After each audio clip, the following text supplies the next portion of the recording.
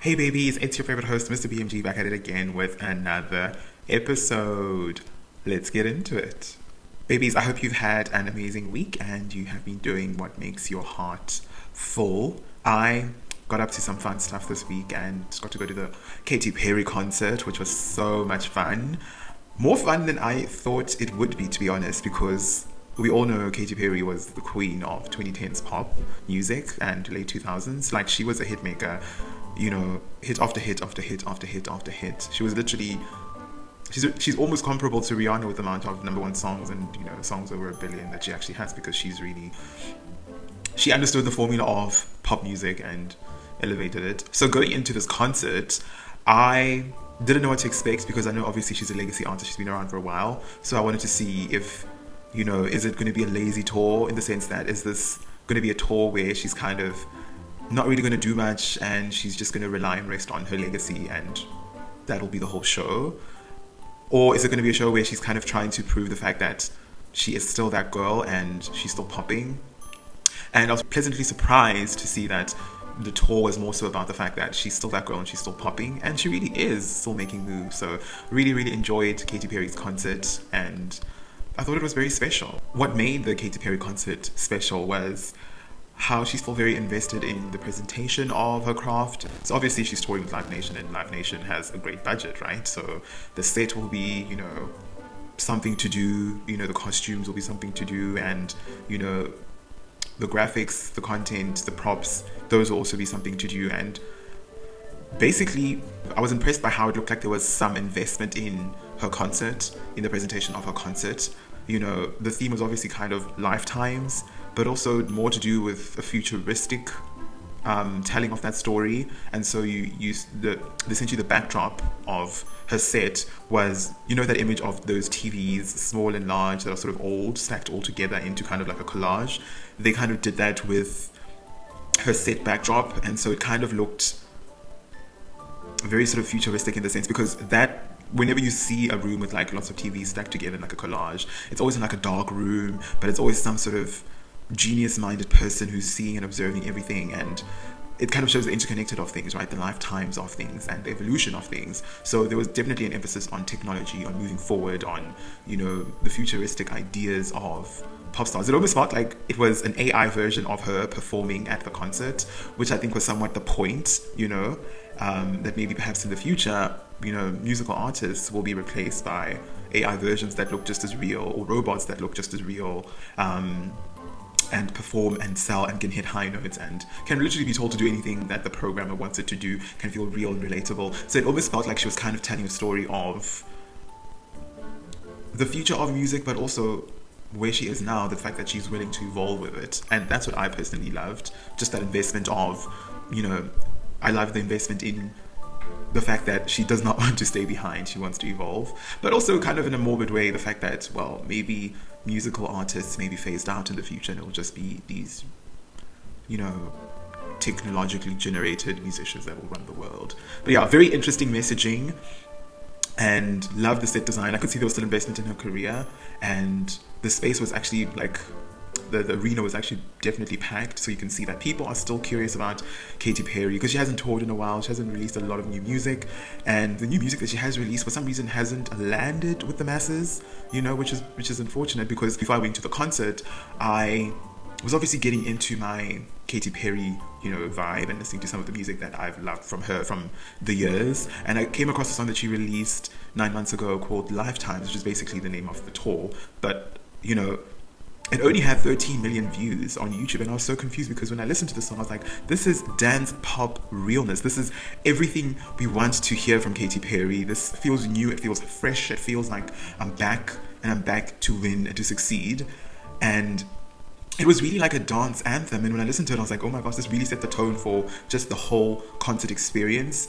And just to see that there hasn't been endorsement of that just in terms of the viewers, I was very surprised, because it was just such a good song, and I think it deserves like at least 100 million views at this point, you know. So for me, that's kind of the interesting thing about like reflecting on, you know, after having gone to Katy Perry's concert and reflecting on her career, is why there hasn't been any endorsement from the media machine, you know, of her new content, but of her in recent times, you know.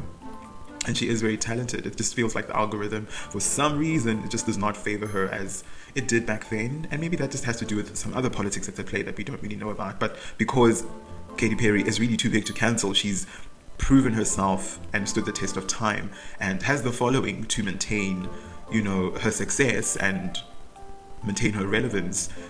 Whatever that was kind of working against her kind of can only go so far, because she can still have a lot of reach and success, and has legacy and equity, which is what a lot of these artists who sort of came up in the late 2000s, early 2010s are banking on now. They're only going on tour because people are nostalgic. They want to sort of go back to a time when things were simpler and, pre-COVID times, A lot of those people who they sort of became big on are now adults as well, so they can essentially still go to her concerts as they did when they were children, but now they can actually go for themselves, by themselves, and essentially the cycle continues, which is why I feel like they are still like your Nicki Minaj's, your Katy Perry's, Chris Brown's, and all of these legacy artists, Beyonce's. They can still tour and sell out stadiums and arenas to this day because of the equity that they built. And they came up in a different time. They really came up in a different time where, it was easy to be maintained in the zeitgeist. It was easy for the zeitgeist to sort of make you focus on a few people and sustain that focus for long periods of time, to the point where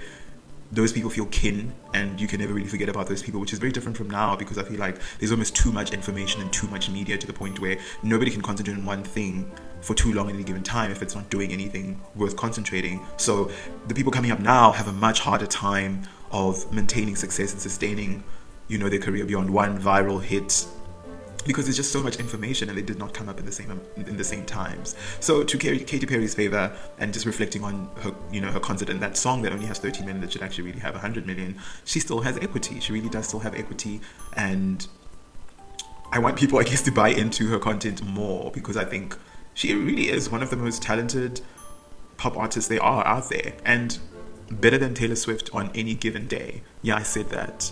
Now go argue with yourself. Okay.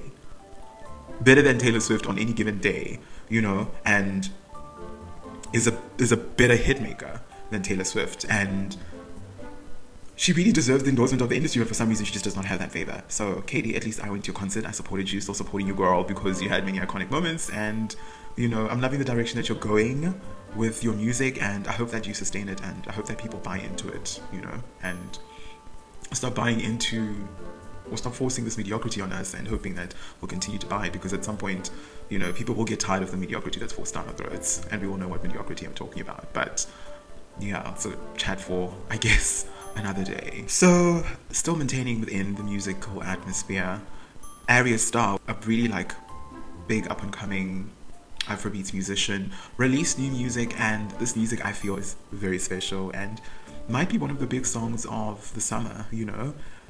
She released a song with Wizkid called Gimme That, and when I heard it, I was like, this has such a beautiful rhythm that just makes you want to move your waist from side to side and really let it flow within you. It's just absolutely such a great song. It's a dance anthem, I feel, and I can just see it playing in so many different contexts, and I can see people just flipping out, and I can see couples dancing, and girls whining, and other guys whining, on their men, and just doing the most. Will it be received in the way that I hear it?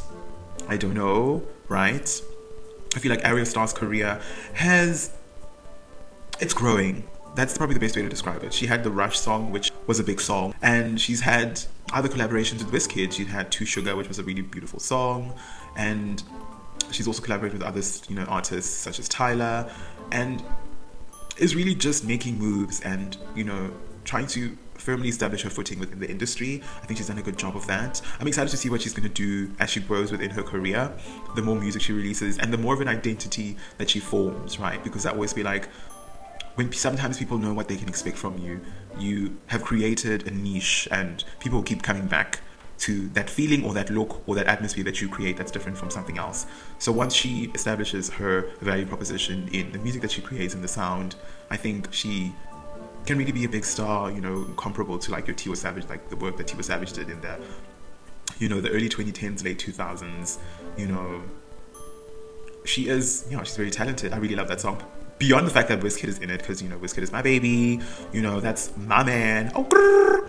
I love Wizkid. He's just really a talented artist, stood the test of time, you know, and the music he's done has evolved with him, you know, from kind of very high energy, high pitched to sort of sultry, soulful R&B type of music that just makes you wanna, you know, dance in a thong on a beach somewhere with a caftan. Do you get what I mean? Do you get what I mean? You know? So yeah, like beyond the fact that Arya Starr featured Wizkid in her song, I still think it's very special. And even if Wizkid wasn't in it, like a lot of the song is Arya Starr. So girl, you did that with that song, and I really can't wait to see what it does. While we're on that theme of, you know, new up-and-coming African artists, Tyla also released a song called Bliss, and then she also released a song with, I think, Wiz the MC, but she released a collaboration called Show Me Love, and it was kind of documenting her Coachella experience and, you know, that infamous Britney Spears outfit that she was calling out the trolls for, you know. But yeah, so she released Bliss. Listened to Bliss, and when I really wanted to like it, I really wasn't feeling it. I feel like it might be a diary song for her, do you know what I mean? For me, I got the vibe that maybe she's been holding on to the song, or she wrote the song recently, she wanted to release it.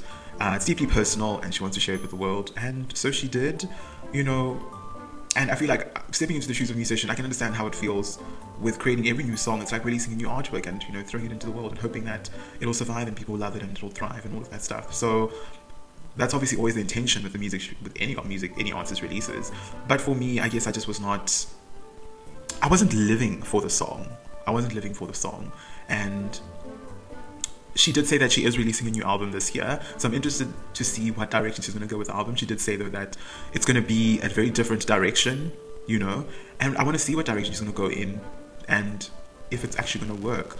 And I guess the question would be, is it too early for her to sort of evolve? I don't think it's ever too early to sort of morph, but I think there is also an incubation period where I feel like people need to get used to who you are, and then you can switch it up and then keep on switching it up so that you sort of maintain yourself and you maintain relevance. You know, a lot of the great artists reinvented themselves they literally went through many different lifetimes, quote unquote, pun intended, because they wanted to remain relevant, and they were sort of expressing different segments of what they relate to. So I do feel like it's never too early, but sometimes we may, you know, evolve into something else, but that may get lost because people weren't really sure who we were to begin with. So then it just kind of looks like we don't know, you know, or the artist doesn't really know what they want, who they are, who they're appealing to, and, you know, what they want to achieve. So I'm just hoping that, one, Bliss is not really an indication of the direction, or it's not really the anchor of the new music she's going to create, because it just didn't land. It just, again, felt like a diary song, you know, a song that she wanted to release. She thought it was good, but I don't think it'll be a commercial success, unfortunately. But yeah, I want to see what she's going to do with the new content, what identity she wants to develop from that, and if the masses will respond as they did with Push to Start and Water, because you're only as big as your last big hit, and if you don't sustain that momentum, then that's where the problems sometimes start. And I don't want that for her, because I really think she is important to have in the industry, you know, and what she's achieved, given the context of where she's from, is absolutely amazing, and it's something that many people would like to achieve similarly, and I want her to continue to succeed and to evolve and to gain a ginormous fan base that, you know, defends her through thick and thin and endorses her music, and eventually seeing her going on tour and all of that stuff, you know, but all within due time, because I do feel like if you don't have at least 10 to 20 songs as an artist that people know, you can't be going on tour, you know.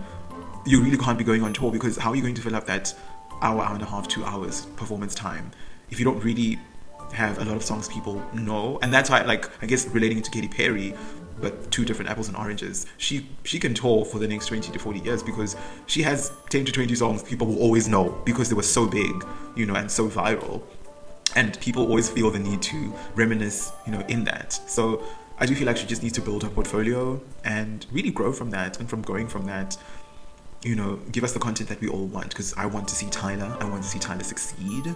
And maybe the best direction she can go in, if she wants to evolve into a new direction, is dance pop. If she wants mass appeal, you know, in the same way that Nicki Minaj evolved essentially her rap sound into kind of a dance pop rap sound by collaborating with these European DJs and essentially eating up that market. Maybe that direction may give her the fans, but again, her evolving into that must be authentic. And yeah, shout out to Show Me Love. I really love Show Me Love. For some reason, it hasn't really gotten the response that I thought it would, because it's actually quite a good song. Feels quite nostalgic. So, it was absolutely amazing. But Bliss, not so much for me. And y'all, girl, let's see what you're gonna do. Let's see what you're gonna do. Push through, girl. Push through. The next story is actually also something that makes me so nostalgic because, again, I grew up on this content. But Kimora Lee Simmons was seen with her daughters Ming and Aoki at the Gold Gala. The Gold Gala is basically an award show that recognizes achievements of, from my understanding, Pacific Islanders and I guess people from Asian descent, which made sense why she was there because Kimora, as we all know, is in part Asian. From what I was looking up, I think she's a quarter Korean or quarter Japanese, but in essence, she has Asian, blood and phenotypical characteristics. And so it made sense why, and even her daughter's name is Ming and Aoki. Someone could say that those obviously are with reference to, or are Asian names. So it was just beautiful to see them because I was like, okay, well, I don't really watch this award show. I just looked it up because I was like, well, I want to talk about Kimora, and she went to this event, and let me look it up, child. Let me see what it's about. But yeah, saw them, and the picture was just so beautiful, and just the evolution of them. So I loved Kimora Life in the Fab Lane. Like, if you know me, child, you know that I love the Style Network back when it was a thing. And back then they had Jerseylicious, they had Kimora Life in the Fab Lane. They had so many different random shows about hair and beauty and all of that stuff, but a lot of reality shows, to be honest. And that was such a beautiful era. And Jerseylicious and Kimora Life in the Fab Lane were two of my favorite shows on that particular platform. And it was just, they were so good. So good, so good, so good. And interestingly, I've been watching The Real Housewives of New Jersey, like just random reboots. Not random reboots, but like random old episodes of it. And it kind of makes me nostalgic about the Jerseylicious era where, Olivia and Tracy would just be going at each other's throats, and you had to be there. But anyway, essentially back to Kimora Life in the Fab Lane. Now that I've created some context on why I love them, that show really showcased, was one of the first shows I really loved outside of Run's House. I didn't really like Run's House, although I know that it was a similar concept, about essentially Russell Simmons' brother or cousin or relative, who had their family, the Simmons family as well, Angela Simmons, and all them kids, Diggy and all of those. So it was a good show and very family centered. But I loved Kimora Life in the Fab Lane because I really loved the energy that Kimora brought to the table. She was just this divalicious, baby fat, KLS designer and really hip-hop royalty, if we're being really honest. Hip-hop royalty because she was married to Russell Simmons. And them in their New Jersey mansion and her essentially just in the era that baby fat was a thing, because let's not forget how much of a cultural phenomenon baby fat was. Everyone wore Juicy Couture and baby fat sweaters back in the 2000s, even if it was like so hot outside, because it was just, they had a symbol, you know what I mean?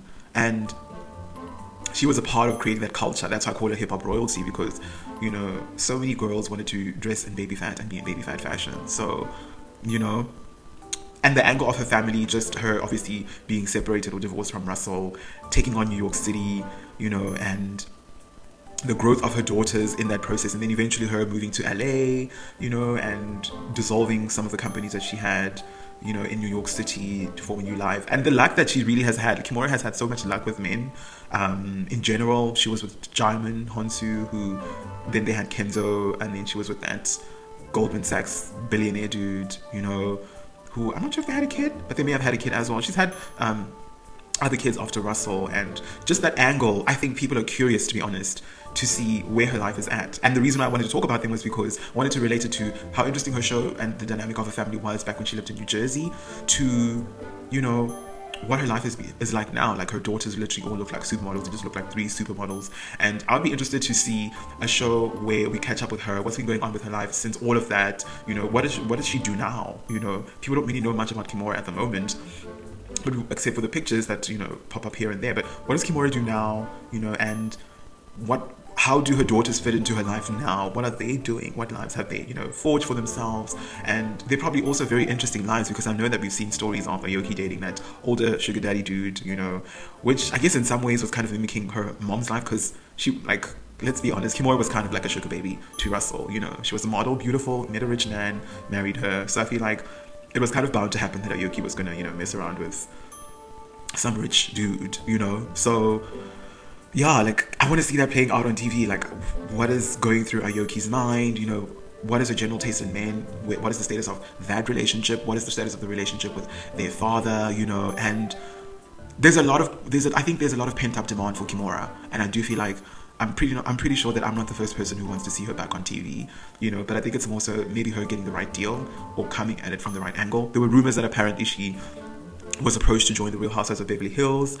That might be interesting, you know, but with the way these shows are formatted now, the way the Housewives shows are formatted now, there's not that much emphasis on family, you know. It's more so about the dynamic of the group and the drama of the group and just the repetitive nature of that, which I feel like has just become a terrible flaw of the Housewives franchise. It used to be so centered on the storylines of the families and what's going on with them, and then obviously there was drama between the ladies, but you know, the anchors of the family and the involvement of the families were very key. So I feel like if Kimora was to join the Real Housewives of Beverly Hills, we wouldn't really get to see her family life. It would be watered down, you know.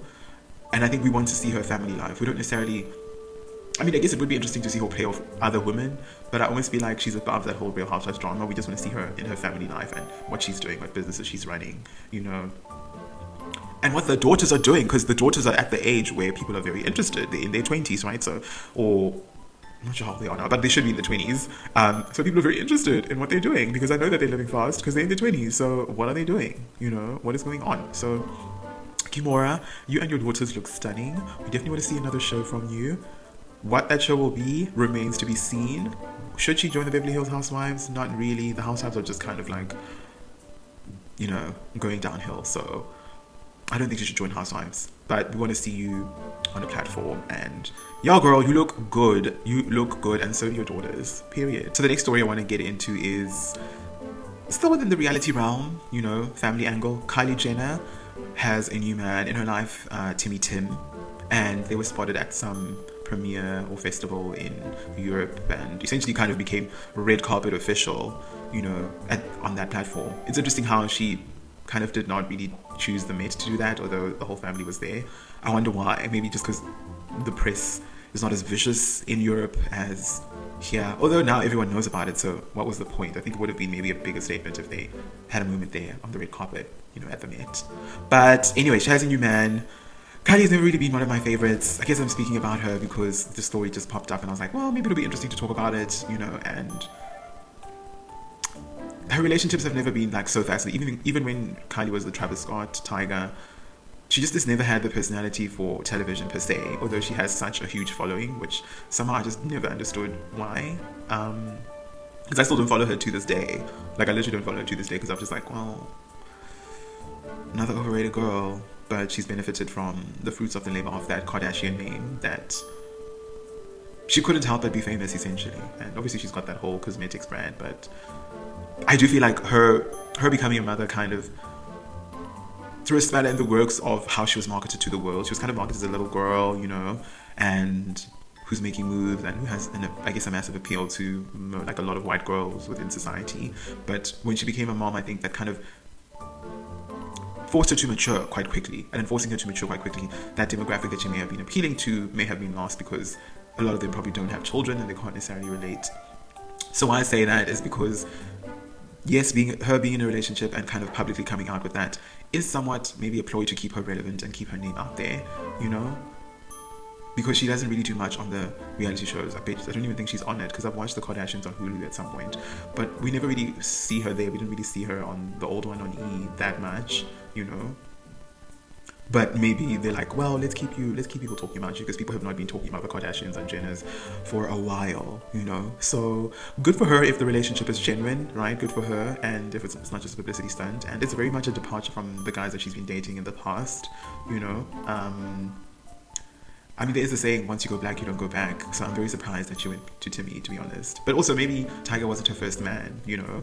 Maybe she dated within like her racial group back then, but it's interesting to see the departure and the completely redirection. I wonder why. Like, she's kind of now going the Kourtney direction, but Kourtney has never really dipped her, you know, her hands in a different kind of dating pond. You know, she's kind of always, she's dated mostly, I wouldn't say the same guy, but she's sort of stayed on the same she's stayed on the same color palette. And Kendall, obviously, like, I'm not even interested in her relationship status, but yeah, girl, you know, Kylie, if Timmy is what's necessary in your life to give you peace and to make you feel warm at night, go ahead and enjoy that man, you know. I'm not really curious about Kylie's life like that, but I thought I should mention it. I should speak about this to make it clear that I'm not really interested, but I thought it was interesting that she's moving with a different man of a different race and really just completely different to what she's dated before. So I'm hoping that that makes her happy. But do I now want a show to see what her relationship will be like? No, thank you, ma'am. You know, you can keep it over there, and if it pops up on my timeline, maybe I'll talk about it. But yeah, I'm not that really invested. Like, I'm not really invested. I do think dating black guys, to be honest, gave her a little bit of an edge. Like, she just kind of became edgier, and which is why I feel like a lot of these girls date black guys, to give them an edge. But no girl, no girl. Like, yeah, I hope that you're happy, and I hope that your relationship works out, and yeah, girl, do what makes you happy. Do what makes you happy. Keep it moving. An interesting story I found was how Nicki Minaj's sister, Ming Lee, is part of the Baddies group of girls. And from what I've been tracking on the streets of the internet, looks like Nicki used to follow Natalie Nunn and then unfollowed Natalie Nunn, I think, after that whole thing happened. From what I know, though, I feel like maybe that was just her not wanting to be associated with Natalie Nunn in any way. Not that there's necessarily like a strong relationship between Nicki and her sister, because from what I've seen, it looks like they're quite distant relatives, you know. And maybe in some ways it makes sense because they don't share the same mother, and normally I guess in families like that where they may not share the same mother, they're often distant, and which explains their relationship. Because I know Nicki's close to her younger brother, right, and always mentions the younger brother when he has a birthday, whatever the case may be. But I almost feel like the Ming Lee girl decided that she wants to be relevant based on forcing that association with Nicki Minaj, that people can talk about her. And I don't think Nicki liked that, because I think, one, maybe she just didn't care in the beginning, but now she cares because this person is making it look like maybe their relationship is a little bigger than what it is, by forcing the association. So I think that's the only capacity that she cares about. But I also don't think that the sister joining Baddies Club, maybe to get Nicki's attention or to get the media's attention, you know, was the right move. I just don't think it was the right move. Because the Baddies Club brand, to be honest, is just ratchet beyond repair. Do you get what I mean? It's just, for me, I've never understood the concept. It's just like really badly behaved girls fighting, but it almost feels like they're fighting for no reason. Please give us a backstory about why you're fighting on the Baddies Club and all of the ratchet behavior, because it just feels so forced, and that's what I don't like about it. That's like, as much as I love reality shows, a lot of the shows on the Zeus platform, and the random fighting that's out of nowhere, but not really out of nowhere, it's all planned, feels so it's not authentic. And other than the gay dating shows that they had, the one with Bobby Lights, and then the other one with that other dude who wore a green wig and is kind of like a content creator, I forgot the name, TT Do You Love Me, I think that was the name of the show. Apart from that, and maybe the Black China show, which was a mess, you know, the Baddies Club wasn't really my thing. Like, and the thing is, it just looks like those are the shows on the platform that are actually quite big, and it just does not make sense to me because I don't see the storyline. I want to be invested in something. There must be a little bit of depth in what I'm watching. You know, I need to be following along. It's just mess, and it's really terrible television. And he seems, I guess, Natalie Nunn and, you know, Lemmy Plummer, the guy who owns the platform, they seem to have an audience that they're targeting, and that audience keeps on giving them the numbers, which is why they keep doing these shows and franchising so much. I'm just unfortunately not one of those people, so you won't really see me talking a lot about shows on the Zeus network, because I just feel like the direction of the platform is lost, and the fighting is just so unnecessary for me. It just does not feel real and genuine. Also, Natalie Nunn, like, yeah, I mean, I never even followed her in the days that she was on the Bad Girls Club itself, so I do feel like she's somewhat an irrelevant reality TV entrepreneur for me, because I was never invested in her career. So me talking about her was more so to do with wanting to go into the whole Ming Lee relationship. I think Ming Lee just needs to maybe evolve differently, you know, than getting all the negative attention on the Baddies Club or the Bad Girls Club or the Baddies, whatever franchise that they're doing now on the Zeus network, you know. Do something different, disassociate yourself from Natalie Nunn, because I don't think that's going to end well at all for you. And if you really want your sister's attention, I feel like there are probably better ways to get it that are not as ratchet. There are other ways to get your sister's attention, and there are other things to do within the industry. You know, I don't think her going into music will be helpful too, because people are always going to compare her. But maybe there are other things. Maybe be a makeup artist. Maybe, you know, have a wig line and be like a killer hairstylist. Maybe try your hand in acting or something that will set you apart but will create your legacy, that you can actually benefit from the association but not necessarily be measured against it, you know. And you can just evolve and be different. Because just going into this ratchet reality TV thing, that's not really a career, to be honest. So Mingli girl, fix your problems with your sister, but also move away from this Bad Girls Club and Natalie Nunn's chin. Anyway, lastly, The Real Housewives of New York was put on a hiatus. I don't want to say cancelled, because apparently the reboot has not been what they wanted it to be in some ways. The numbers are still not necessarily picking up.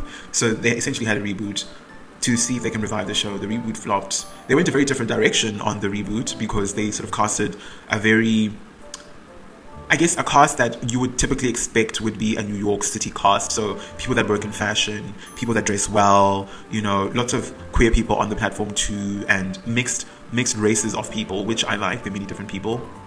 So all in all, the rebrand, I think, had the best intentions, and in some ways did speak to the demographic of who is now the girl living on the Upper East Side. Because obviously there was that, that legacy cast, but there's a bunch of new girls, and in somewhat a different age demographic, say your late 30s, early 40s type of girls versus your late 40s, 50s type of girls. So there was definitely a shift in that regard, but for some reason it just flopped. I didn't really watch the reboot. I probably may have watched one random episode on a random maybe flight, or some random snippets of it just to see who the cast have been. Like I've seen in passing, but I've never really invested myself in the new rebrand of the show. So maybe that's part of the problem. Maybe that's why now it's on a hiatus / a soft cancel, because they don't have any plans of bringing it back anytime soon. And that and the Real Housewives of New Jersey have somewhat been shelved, and I don't think bringing a new cast or further rebranding is what's needed. They're now obviously exploring a new city in the Northeast, or a new area in the Northeast, Rhode Island. So maybe that's, I guess Bravo's thinking is that is what maybe people want. They want to see new housewives in a new city, new drama. But I do feel like this is the problem with the Real Housewives in general now, right? The lack of the family angle, number one. The repetitive nature of the drama, number two. And three, the lack of authenticity, right? Those three things I think have really eroded and wounded the Real Housewives franchise over the years, across all of the franchises. It's repetitive, that in the sense that the same drama keeps happening.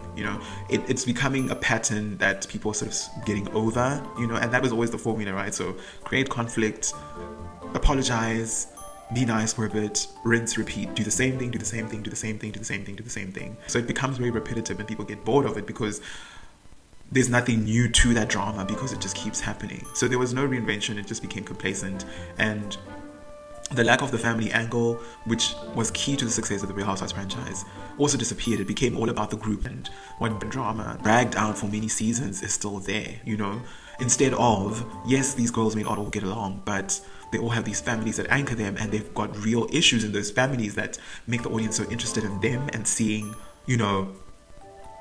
what that actually, how they play that out, and how they experience the stuff that they go through with their families, and just seeing the growth of their families from over the years, and seeing them in different relationships, their children, obviously growing up and all of that stuff. So I do feel like that family angle was lost, and also the involvement of the husbands, which was once a big thing, whether it was dysfunctional or not dysfunctional, the presence of those husbands and the drama that they brought in those couples trips that they went into also got lost, and that was part of the success of the show, right?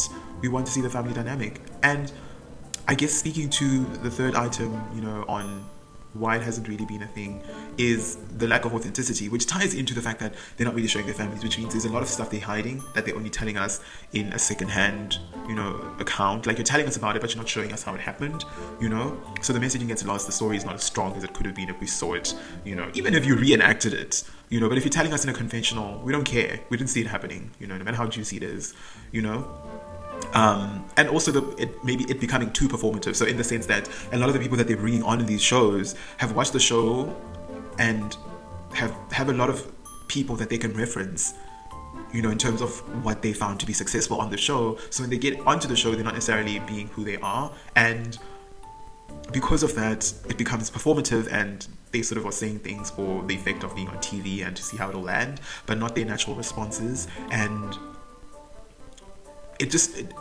doesn't land when you don't know what you're doing, and you're just being yourself. That's where the magic is. The machine that the Real Housewives has become has countered its growth. It's the reason why it's declining, the machine that it's become. And